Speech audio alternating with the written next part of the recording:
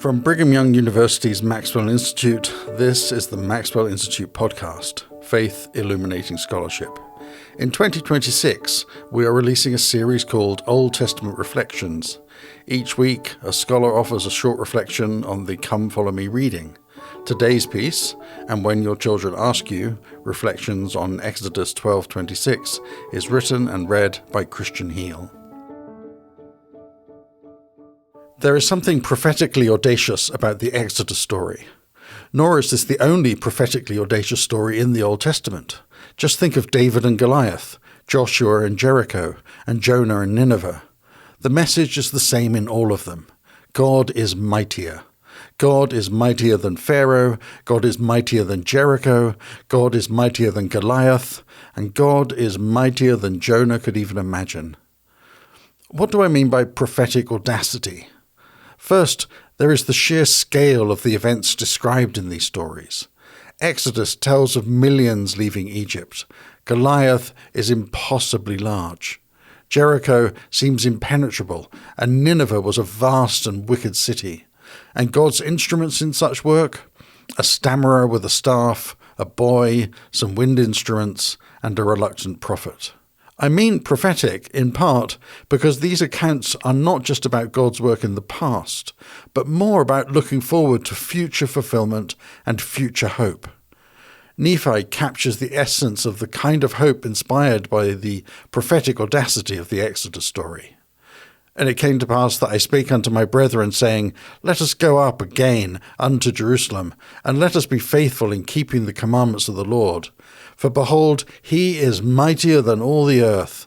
Then why not mightier than Laban and his 50, yea, or even than his tens of thousands? Therefore let us go up.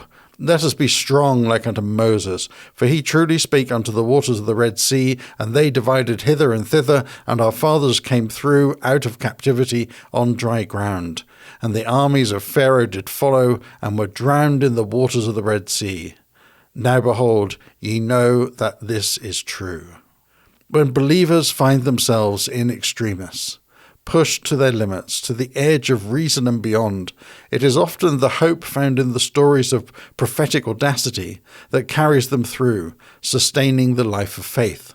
But for that sustenance to persist, the stories need to remain present and real. This real presence is maintained through ritual and narrative. There has been scholarly debate over the priority of ancient Jewish narrative and ritual. What we find in the book of Exodus is the two woven together and reinforcing each other. But they are woven together in such a way that scholars have been able to detect the seams. One indicator of a narrative seam in the book of Exodus is a shift in genre. This happens several times, as in Exodus 15, which incorporates a long and beautiful Hebrew poem that describes the Exodus in distinct and compelling ways. In the case of Exodus 12, the genre shift is from narrative to law, but it is not a complete shift. Rather, it is a weaving of narrative and law, as a comparison with Deuteronomy 16, 1-8 shows. Thematically, the chapter introduces ritual instruction into the narrative in a way that almost breaks the fourth wall. This is no longer a simple narration of the Exodus story, nor is it the kind of strict presentation of Jewish law and ritual that we find later in the Pentateuch. It is as though the narrator is looking beyond Moses and Aaron, and even beyond the whole congregation of Israel, to the author's own community and their posterity. But even to say author is problematic, because scholars see these chapters developing over time rather than being the product of a single author. But we can imagine an editor like Mormon, who is writing long after the events he narrates. The chapter begins with the Lord telling Moses and Aaron that the exodus from Egypt is an event of such significance that it resets time. The month of the Exodus is to become the first month, and each month was simply numbered after that, as a constant reminder of their redemption. This chapter thus reintroduces the idea of sacred time first found in creation. The year will now be marked by liturgical celebrations linked to the salvation history of Israel, beginning with the Exodus. Elsewhere in the Pentateuch, We are told that the Exodus is commemorated by the Feast of Passover and the Feast of Unleavened Bread. But here is the origin story, a story that will be recalled in the annual celebration of the Passover and Unleavened Bread festivals, and reinforced by these festivals being embodied and reenacted. This chapter weaves together story and ritual to create the earliest memories of the congregation of Israel.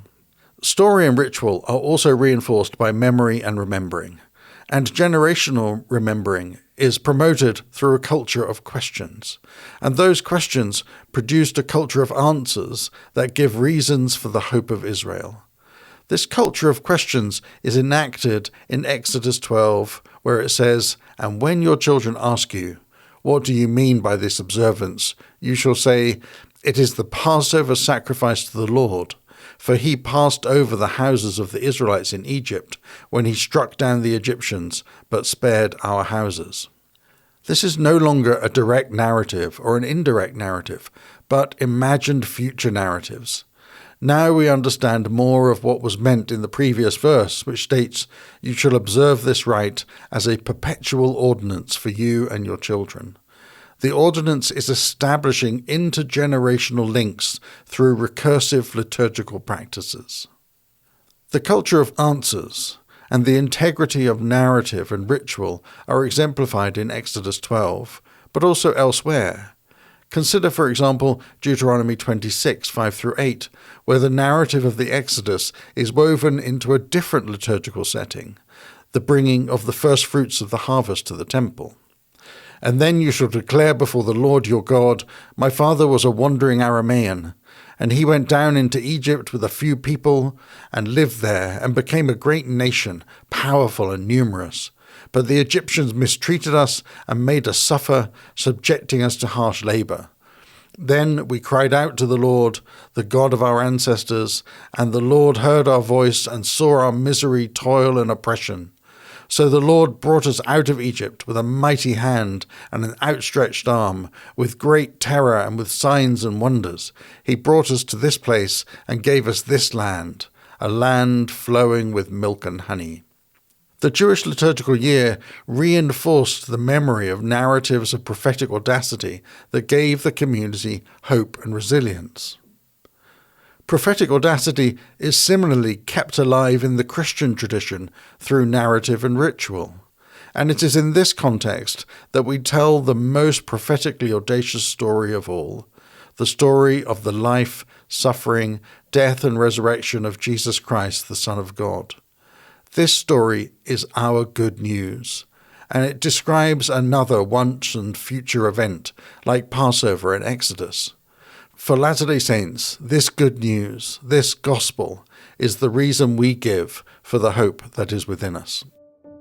You've been listening to Old Testament Reflections from the Maxwell Institute.